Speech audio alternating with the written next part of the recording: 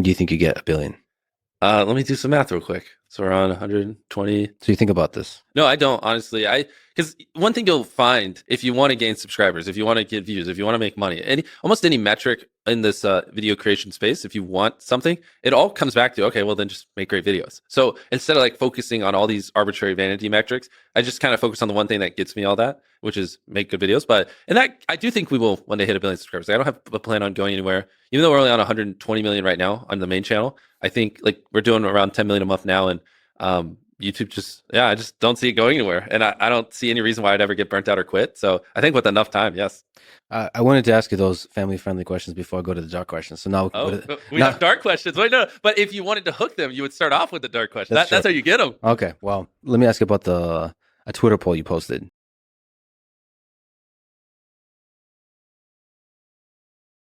I heard about some music executive from the industry back in Harlem. You know, I heard it from some music executives back in Harlem. And I'm not gonna speak on their name. They doing programs and everything like that, and they may be doing something, they may speak on it themselves. But I heard it from some music executives. Where did you hear it? Bro, you know how people be talking, and we was around some people, something like that, and then some people might say, yo, I don't F with that dude. And at the time, I didn't know who the F Usher was. You know what I'm saying? It was one of those type of situations. And when probably say, yo, man, I don't F with them niggas. I'm getting out that industry and everything like that. You know, Puff sent this little kid to the hospital. How he sent him to the hospital? Man, niggas bleeding from the butt. And that's what was said. But I didn't even have a name for the kid at the time.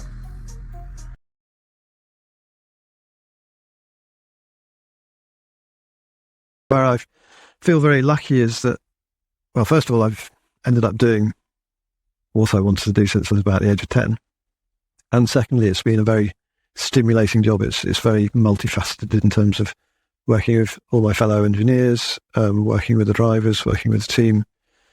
That kind of engineering of a machine that is still a sport. It sounds to me like the fire for motor racing burns as strong as ever. Is that fair? I think it is, in truth. I mean, as I say, it's for whatever reason, it's something I always wanted to do from about the age of 10 or 12. What's my interest, even from that very young age, was sort of car design, and then it started to become more focused on performance of the car, which probably was a bit with my karting and so forth.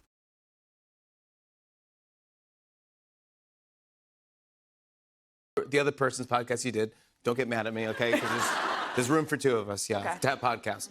All right, okay, Opalite, let's start with that one. All right. Okay, let's start here. I'm gonna play it first, and then we'll talk about it. Here, let's get a taste. You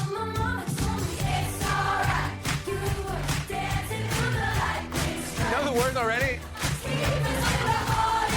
Yeah, you can sing along, go ahead.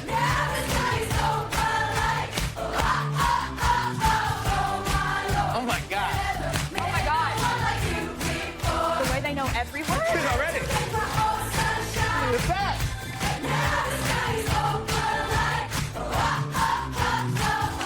Oh my God. Come on, wow. You had like 6 minutes to learn all the words and you've done it. That's unbelievable. That's kind of amazing. Oh, that felt... Everyone in the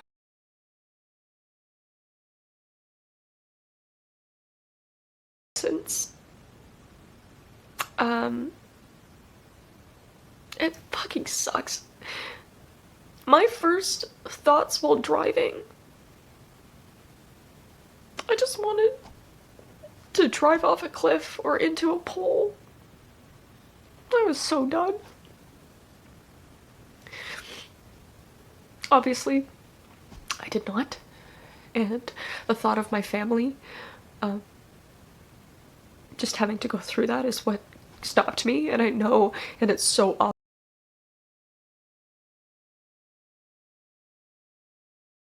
Dixon's lawsuit also listed out some of the sexual commentary by Perry that Dixon claimed he experienced while filming The Oval in 2020. This is what he says that Perry told him. Dixon said that Perry told him, quote, that he liked being choked. That was after Dixon's character was choked by a cast member in a scene on The Oval. Perry also allegedly said, why do you twist your hips when you walk? How can I get a day of Dixon? When will you be thick again? I love how I feel right now, but I don't like being horny. I feel sorry for the first person who flirts with me, and I've been trying to put that energy somewhere else, but everything is sexual on this stuff. The lawsuit also contained numerous text messages from Perry to Dixon, some of which seem to have been sent when Perry was intoxicated, and if Dixon didn't respond, according to the complaint, Perry would hound him.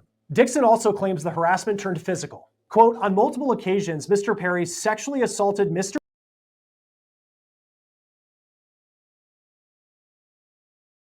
Eligibility restrictions apply. See DraftKings.com for more details.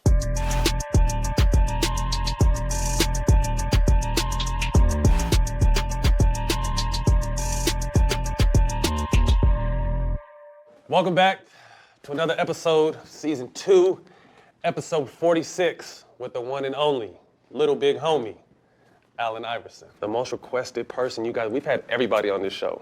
Everybody. But the one person we haven't had, we went and got him for y'all. It wasn't easy.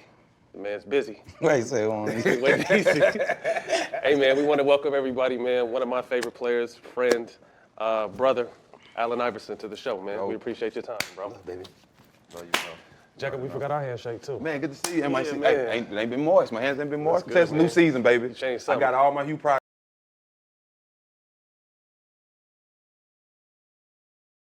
Love all around me. Love how I sounded. I'm Bryson Tiller. The way I been feeling, the new Richard Mille. I ordered a Rari. Sorry, not sorry. Okay.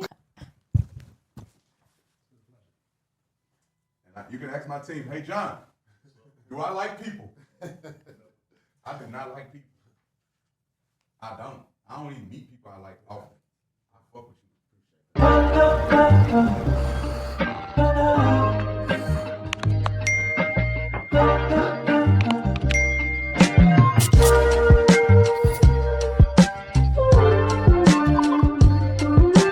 This is the taking over the game.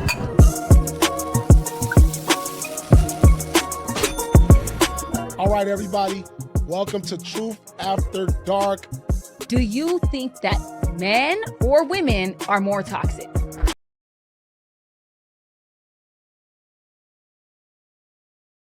It was fine.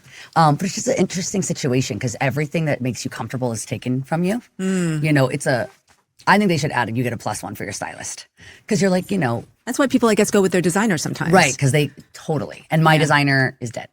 So who are you sitting with then? I sat with a bunch of people that I didn't really know. But I always make friends there. I really like John Baptiste. I thought he was like so cool. I love him. He was my most memorable like guest because I just sat and talked to him forever. He's super awesome. Aw. He like sat down. The first thing he asked me was, "What's your favorite key to sing in?" Just no one's ever asked me before. And he goes, "I'm guessing."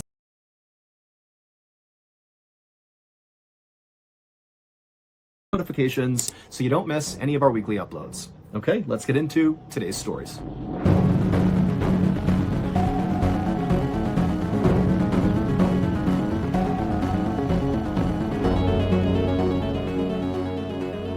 On November 2nd, 1848, a German doctor named Karl Heinrich August von Bureau was just opening up his private medical practice in East Prussia when a teenage boy burst in through the doors looking totally frantic. Before the doctor could ask any questions, the teenager blurted out that another boy in town needed his help right now. When the doctor asked, what does the boy need? The teenager would say, well, the boy is honking like a goose. For a second, Dr. von Bureau thought this might be a joke, but then he saw the look on the teenager's face, and he could tell he was very upset and very serious. So the doctor grabbed his bag, and he ran outside with the teenager, and they hailed a horse and carriage.